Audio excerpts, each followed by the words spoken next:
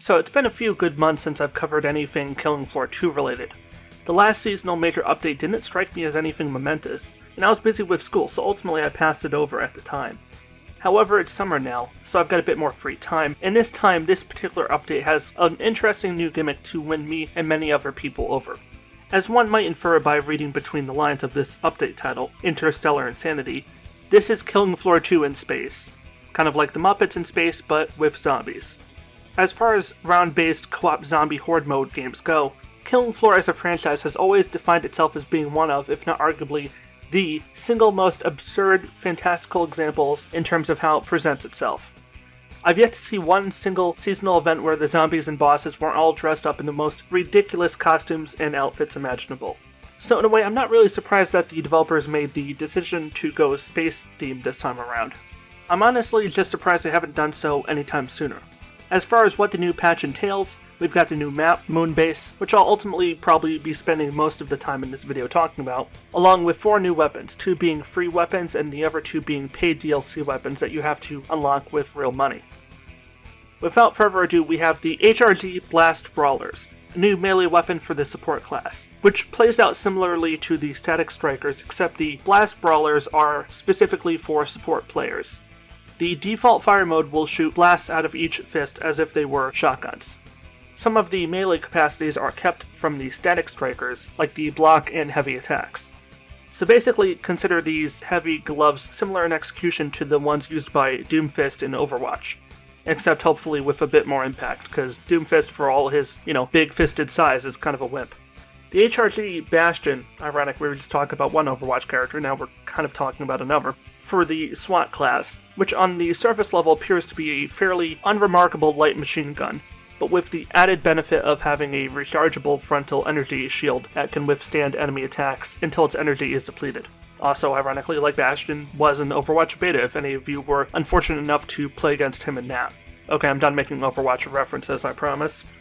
As far as new paid DLC weapons go, we have the FAMAS Master Key for the Commando and Support classes, which is a Tier 3 assault rifle with an underbarrel shotgun attached.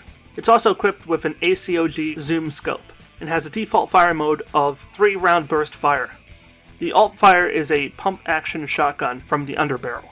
Primary and secondary ammo are managed with separate box-fed magazines.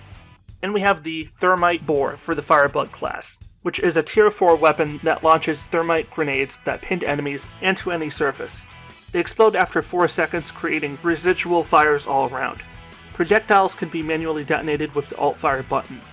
I'll be honest, I didn't really play with any of these new weapons in all of the handful of hours I spent checking out the new map, as when it comes to FPS games, I'm almost always more so interested in new maps than I am new weapons. Like if I'm playing Overwatch, for example, since I've been using Overwatch examples this whole time, I wouldn't hesitate to say I'd rather see the developers release 3 new payload or hybrid maps a year and only 1 hero, as opposed to the opposite and have them release 3 new heroes and maybe 1 new map. I just feel like maps, ideally, change up the playstyle a bit for everyone, far more than introducing any one new weapon or character usually will. I'm sure there are counter-arguments that can easily be made in opposition to this, but that's just where my personal stance is as a longtime player. So yeah, I wasn't super impressed or blown away by any of the weapons on display here.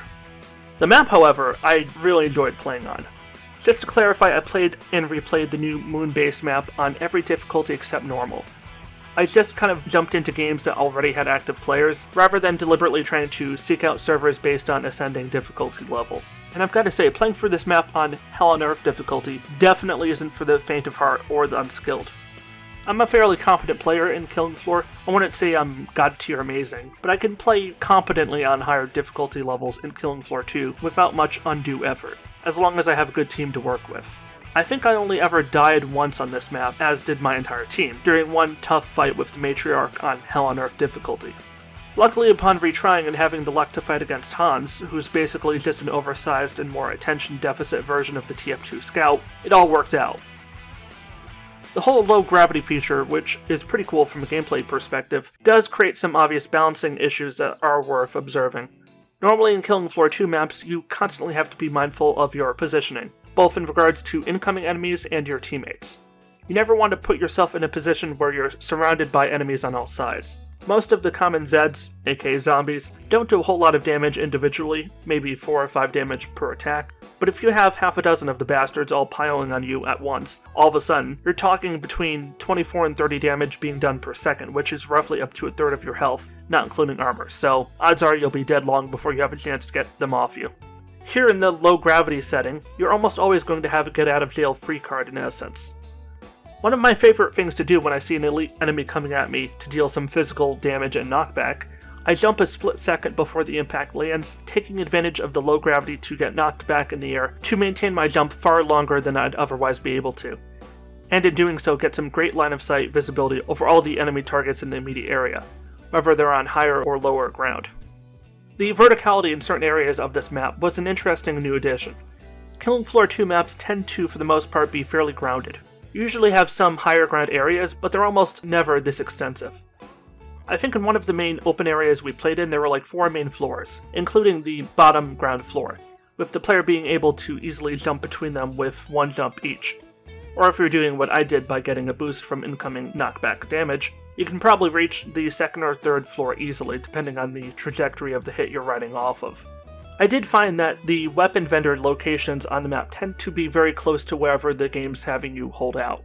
I believe off the top of my head there are maybe 2 locations, but me and my team would never have any trouble getting there by the time the round ended. We'd almost always have roughly a full minute to get our new weapon and ammo resupply purchases in.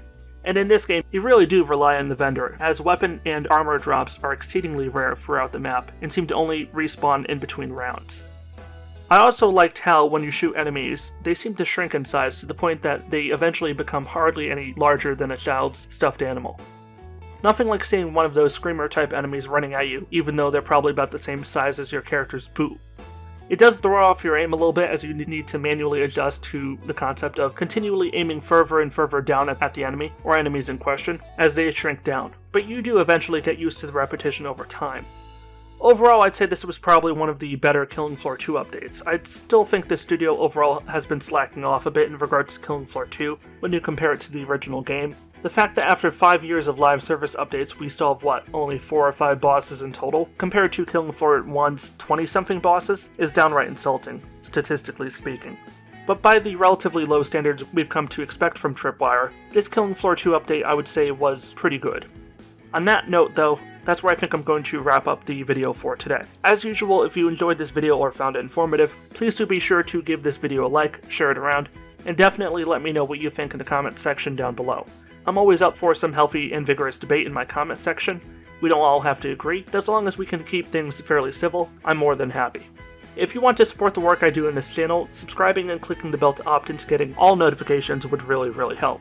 YouTube doesn't make it easy for people to find my videos, and it takes only maybe 2 button clicks to subscribe and enable notifications. It's a little effort that can go a long way, plus it will make you one of the first people to know when a new video goes live. Either way, thanks for joining me, as always. This is WarriorDan signing out. Stay awesome everybody, stay safe, and peace out.